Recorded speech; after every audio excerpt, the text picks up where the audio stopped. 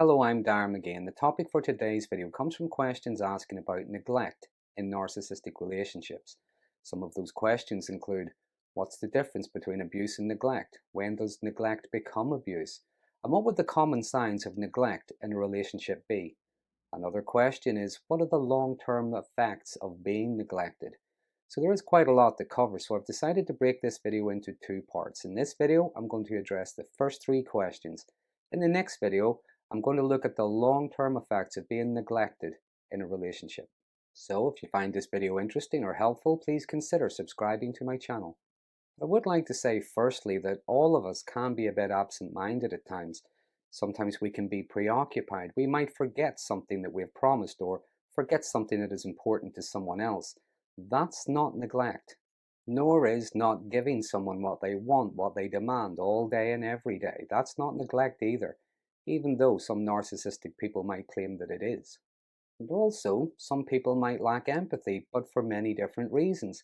They might not genuinely understand why something is important to someone, or they might not pick up on social cues.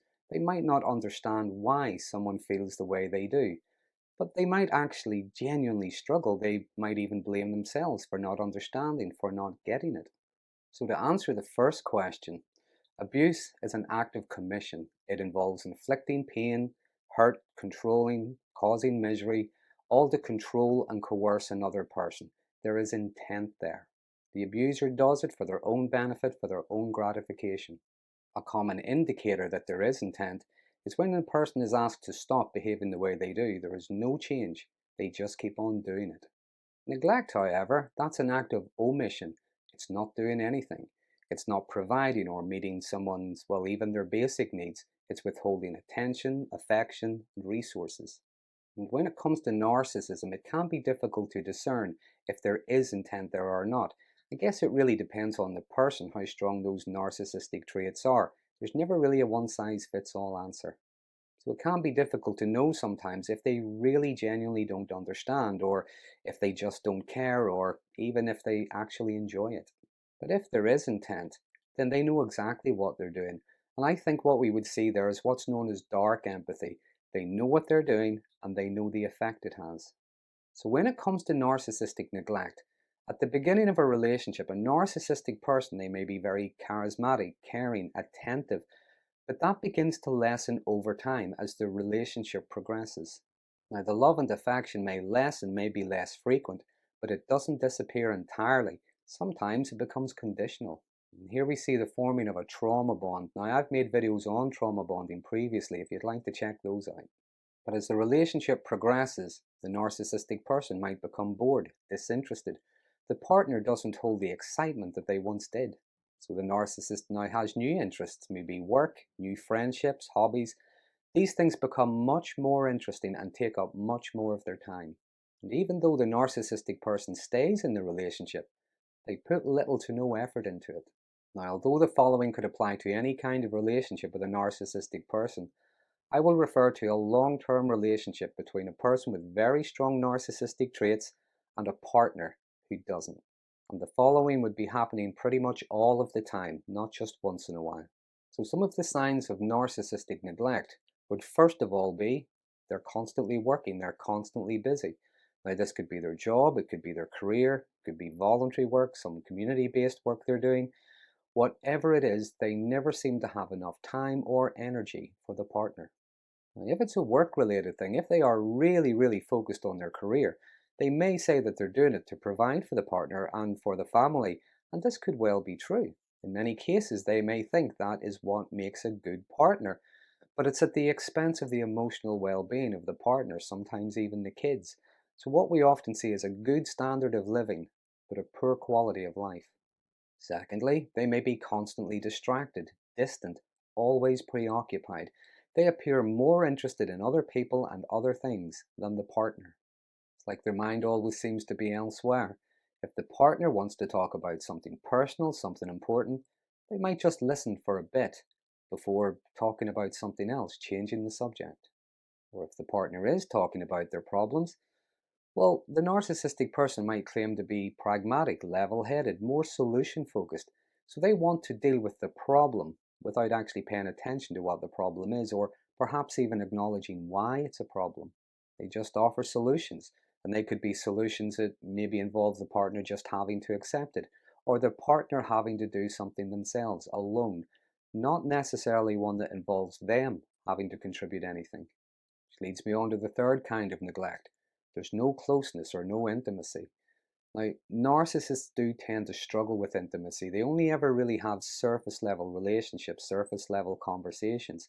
They tend to avoid difficult conversations or difficult situations that might bring up a level of closeness, a level of intimacy.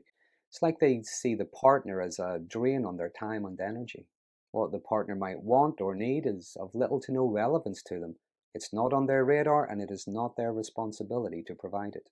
Number four is poor communication. It is never a good time to talk, never mind talk about anything important. If they're having an argument, if the same things keep coming up over and over again, the narcissistic person might try to just shut down the conversation by acknowledging what it is or even giving a half-hearted apology. That might sound something like, yeah, if it's that important to you, then I'm sorry. Okay, now are you happy? And that's not really apology, that's more dismissive and even contemptuous, I'd say. Another aspect of communication is listening. So they maybe don't listen to the partner, perhaps half listen at best. They might be dismissive, keep changing the subject, don't answer any questions, or maybe answer a completely different question.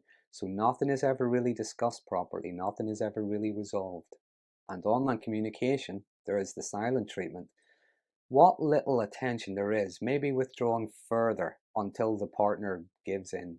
It's quite a passive-aggressive form of punishment. It's ignoring someone exists, not acknowledging them, maybe answering through grunts, showing indifference, or perhaps even making grandiose gestures of attention with other people to reinforce their displeasure at their partner.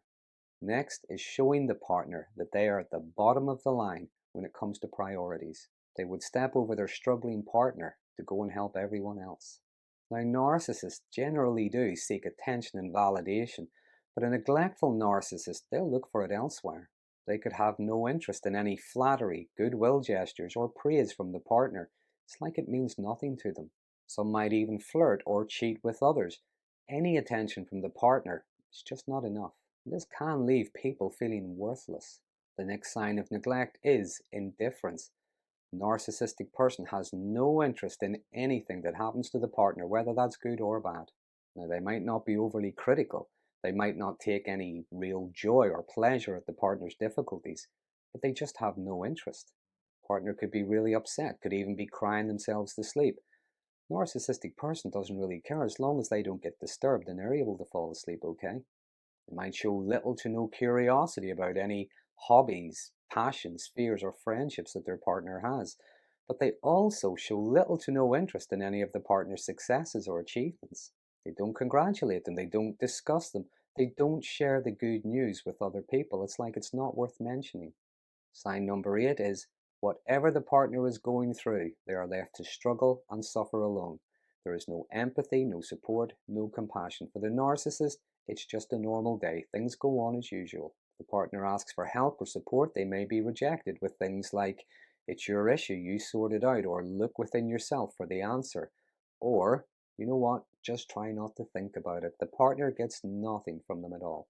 Next is, when other people are around, the narcissistic person might be the heart and soul of the party. They're laughing, joking, sharing good ideas, and offering suggestions. The partner is perhaps left alone in the corner. Now, to the partner, maybe they arrive together in silence, they're going to go home together in silence. But while they're there, maybe they have to hear everybody tell them what a great person their partner is. And lastly, number 10. Anything the partner asks for is refused, it's rejected. The same with anything the partner offers. It's refused, it's rejected. Whatever the partner does get, it's what the narcissist offers them. It's what they want and it's on their terms, when it suits them. So the narcissistic person might give their partner what they think they want, but not necessarily what they need. Now, when they do something kind, maybe give some magnanimous, generous birthday gift or whatever, they might have difficulty understanding why the partner is not excited, why they're not overly grateful. Because that gift doesn't necessarily undo the emotional pain and loneliness that they're going through. Some narcissistic people might actually get quite angry that the partner isn't showing enough gratitude and appreciation. With the constant refusals, I think what we see here is both the disagreeable side of narcissism, but also their fear of any kind of vulnerability.